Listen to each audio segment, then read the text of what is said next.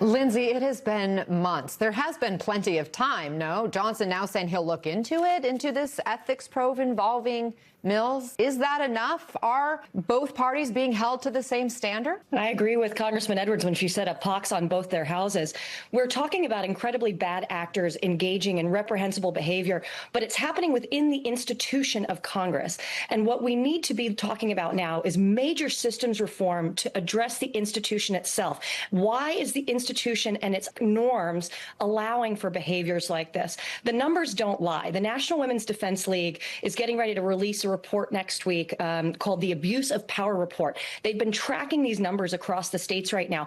2 in 3 state lawmakers report witnessing or experiencing sexual harassment.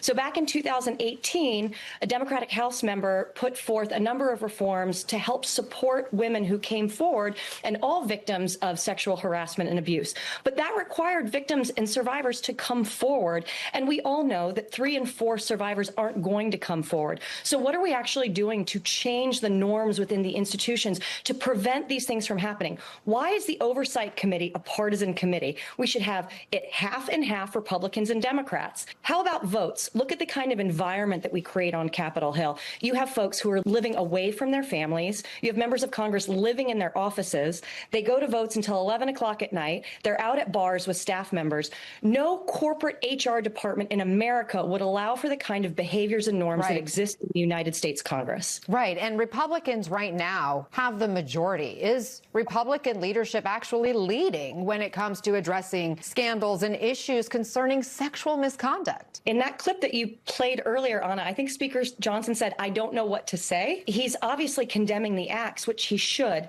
but they need to be reforming the systems and understanding why is this happening in what kind of environment. He's responsible for that environment. Swedish Parliament led last year by changing their vote systems to send people home with their families in the evening to keep their lawmakers out of bars with their staffers. So at 4 p.m. in Sweden, everyone goes to votes. It's a standard procedure, and these are the sorts of systems reforms that we should be exploring.